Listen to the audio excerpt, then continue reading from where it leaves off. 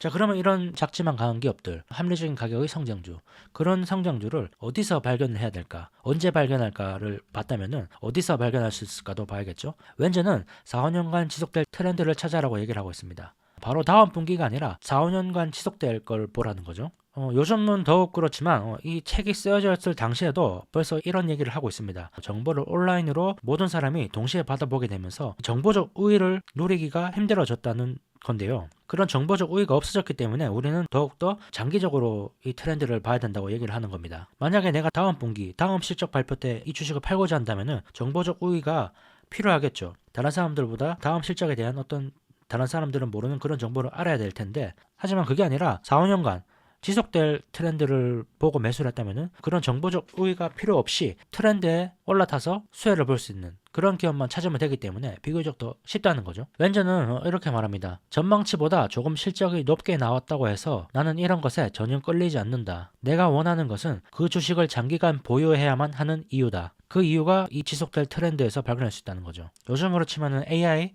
뭐 이런 게 되겠죠. 그리고 또 얘기를 하는 게 기술 자체에 투자를 하는 것보다 기술로 인해서 진짜로 수혜를 입는 곳, 그곳에 투자를 하라고 얘기를 하고 있습니다. 예를 들면은 책에는 철도 기술을 예로 들고 있는데요. 철도 기술이 처음 나왔을 때 이 철도 기술 자체, 철도 회사에 투자를 하는 것보다 더 진짜로 수혜를 입는 곳이 있었다는 말인데요. 바로 시카고 부동산이라고 얘기를 하고 있습니다. 철도의 발전으로 시카고가 접근성이 좋아지면서 이곳의 부동산이 가격이 확 뛰었다는 거죠. 이런 식으로 기술을 봐야 된다는 겁니다. 기술이 마지막 단으로 흘러가는 곳, 그것이 진짜 수혜를 입는 곳이라는 거죠. 또 에어컨이 처음 발명되었을 때는 에어컨 회사에 투자하는 것보다 휴스턴 부동산에 투자하는 게 더 수익성이 훨씬 높았다고 얘기를 하고 있습니다. 휴스턴 같은 경우에는 너무 더워서 사람이 살기 힘든 동네였는데, 도시였는데 에어컨이 나오면서 이제 사람이 살 수 있게 된 거죠. 그러면서 사람들이 몰려들었고 부동산 가격이 상승한 거죠. 그렇다면 지금 AI나 클라우드, 자율주행 이런 것들은 끝단에서 어떤 분야가 수혜를 보게 될까요? 마이크로소프트의 CEO죠. 사티아 나델라는 책에 AI 클라우드가 발전한다는 것은 기술에 대해 접근하기 어려웠던 사람들이 기술에 대해서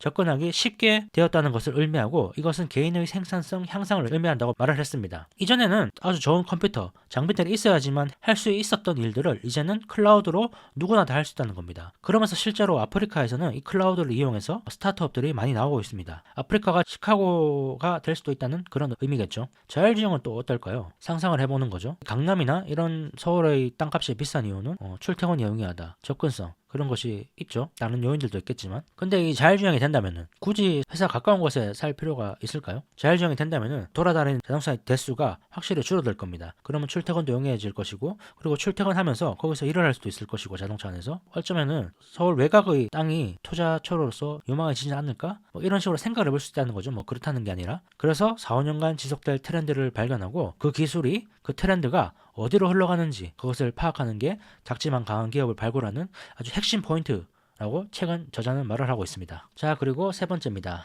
세 번째는 시장 타이밍에 대한 내용이라고 말씀을 드렸죠. 매도와 매수에 대한 내용입니다. 매수 시점, 매도 시점을 정확하게 알 수 있을까? 역시 결론부터 얘기를 하자면은 저자는 시장 타이밍을 예측하는 것은 쓸모없는 짓이다 라고 말을 하고 있습니다. 그럼에도 매일같이 TV에 전문가들이 나와서 시장이 어떻게 될 거다 이런 식으로 얘기를 하죠. 오를 거다, 내릴 거다 예언을 하는데요. 왜 이런 예언가들의 말에 귀를 기울이게 될까요? 사람들은. 그 이유는 인간의 본성 때문이라고 할 수 있는데요. 인간은 원래 어떤 것을 봤을 때 패턴을 찾고자 하는 심리가 있다고 합니다. 숲속에서 바스락거리는 소리가 났을 때 그게 바람 소리인지 혹은 표범 움직이는 소리인지 그것을 인식하는 것이 생존에 결정적으로 도움이 되었겠죠. 그래서 항상 그런 패턴을 파악하려고 하는 게 인간의 본성입니다. 그래서 어쩔 수 없이 이런 예언가들의 말에 귀를 기울이게 된다는 거죠. 근데 피터 린치는 이렇게 말하죠. 나는 경제를 분석하는데 1년에 15분만 쓴다. 주식시장에서 손실을 보려면 우선 경제 전반의 큰 그림을 그리는 것부터 시작하라. 손실을 보고 싶으면 거시경제부터 분석하라는 뭐 그런 말이죠. 자, 그러면 이 시장 타이밍,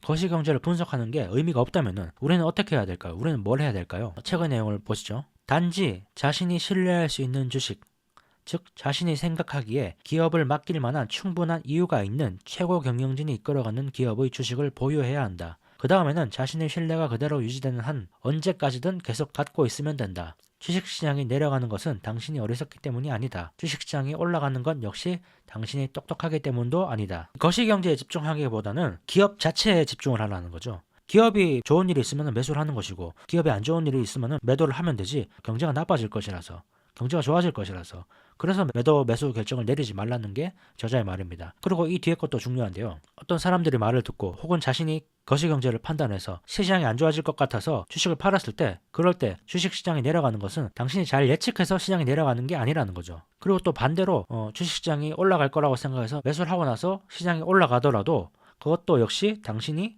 똑똑하기 때문도 아니라는 겁니다. 시장이 올라가든지 내려가든지 그거는 그냥 나의 능력과는 상관없이 움직이는 것이지 이게 내 실력이라고 믿는 순간 위험해질 수 있다는 거죠. 자, 그래도 이런 생각이 들 겁니다.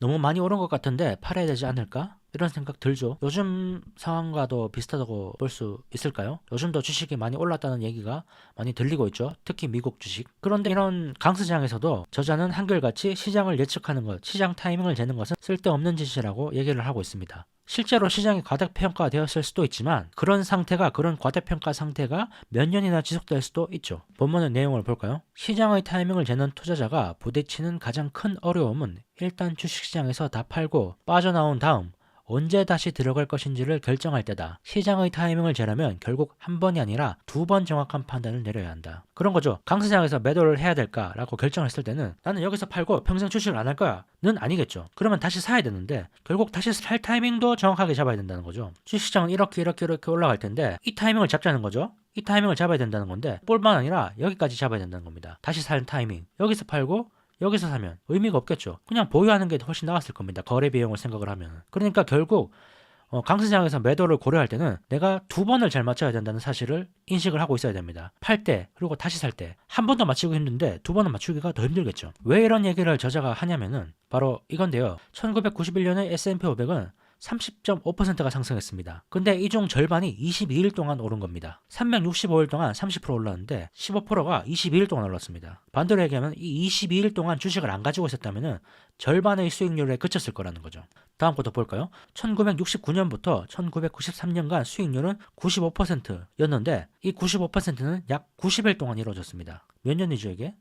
24년 동안 누적된 수익률의 95%가 약 90일 동안 이루어졌다는 거죠. 더 길게 한번 볼까요? 1926년부터 1990년까지 780개월 동안 단 7%만 시장에서 빠져나와 있었어도 수익률은 제로에 가까웠을 거라고 얘기를 하고 있습니다. 그러니까 내가 판 기간이 재수없어서 7%의 이 기간에 겹친다면은 나는 수익률이 거의 제로에 가까워진다는 겁니다. 주식시장은 결국에 상승을 할 텐데 아무리 잘 팔아봤자 시장 수익률보다 조금 더 나은 성과를 얻을 것이고 재수가 없어서 잘못 팔아서 이 기간에 겹친다면은 수익률이 아주 망가질 수 있다는 거죠. 즉 이 매도 타이밍을 잡는 것, 이것은 이익은 얼마 없지만 손실만 키울 수 있는 그런 전략이라는 뜻이 됩니다. 그러니까 타이밍을 잡아서 매도하지 말라는 거죠. 이런 걸 볼 때마다 제가 생각나는 게 있는데 이 슈카님이 그런 얘기를 했었죠. 하락에 어떻게 대응을 해야 될까라는 내용이었습니다. 강세장도 똑같습니다. 사실 대응을 해야 하나? 답은 과연 효율적으로 대응할 수 있을까요? 우리가 이렇게 올라가는 데서 여기서 팔고 여기서 사고 여기서 팔고 여기서 사고 이런 대응을 할 수가 있을까요? 우리가 여기서 팔고 여기서 사고 여기서 팔고 여기서 사고 이렇게 하진 않을까요? 우리가 그냥 가만히 가지고만 있었어도 이런 수익률을 다 먹을 수 있었을 텐데 괜히 대응을 한다고 했다가 수익률을 깎아먹을 수 있는 그럴 가능성이 더 높다는 거죠. 오히려 책의 본문을 한번 보겠습니다. 1987년 대폭락 당시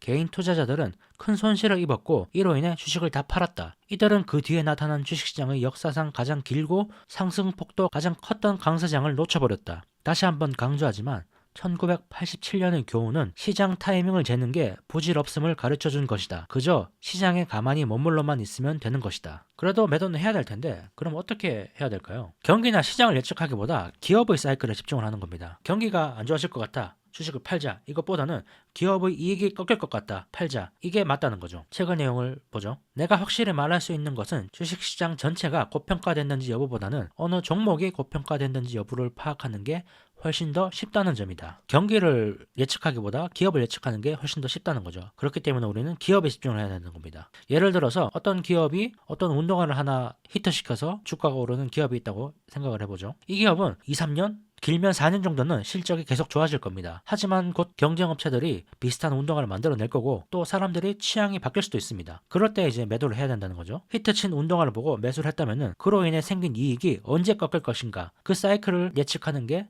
더 합리적이라는 거죠. 어떤 운동화가 히트를 쳤다. 그게 매수 이유가 되겠죠.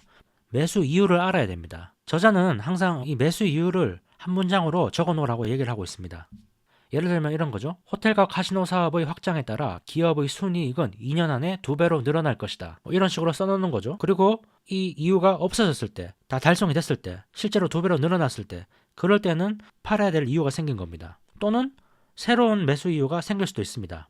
생각보다 더 좋아서 2년에 2배가 아니라 4년 동안 4배로 더 늘어날 것 같다 라고 하면 더 보유할 수도 있겠죠. 중요한 거는 상황이 발생할 때마다 계속 재평가를 해야 된다는 겁니다. 나의 매수 이유를. 제가 이전에 소개했던 책 김학주 교수의 주식 투자는 설렘이다에서도 이 저자가 김학주 교수님이 매수 이유를 반드시 적으라고 얘기를 했었죠. 매수 이유를 이렇게 쭉 적고 하나씩 지우라고 얘기를 했었죠. 하나씩 지워보고 모든 게 지워졌을 때 매도해야 될 시점이라고 그렇게 얘기를 했었죠. 자, 근데 저자는 타이밍을 잡는 게 경기를 보고 매도와 매수점을 잡는 게 의미가 없다고 얘기는 했었죠. 그렇다면 대폭락은 어떻게 해야 될까요? 대폭락은 어떤 의미를 가질까요? 우리가 흔히 주식을 투자할 때 쌀 때 사서 비쌀 때 팔아라고 얘기를 하죠. 근데 이 말은 다르게 얘기하면은 리스크 프리미엄이 높을 때 사서 리스크 프리미엄이 낮을 때 팔아라 라는 말과 같습니다. 리스크 프리미엄이라는 것은 위험에 따른 추가 수익을 요구하는 것을 리스크 프리미엄이라고 하는데요. 코로나 상황을 예로 한번 들어볼까요? 주가가 이렇게 가다가 훅 빠졌죠, 코로나 때. 이 상황에서는 주식을 사람들이 안 사려고 하죠. 다 팔려고만 합니다. 그런 상황에서 주식을 팔기 위해서는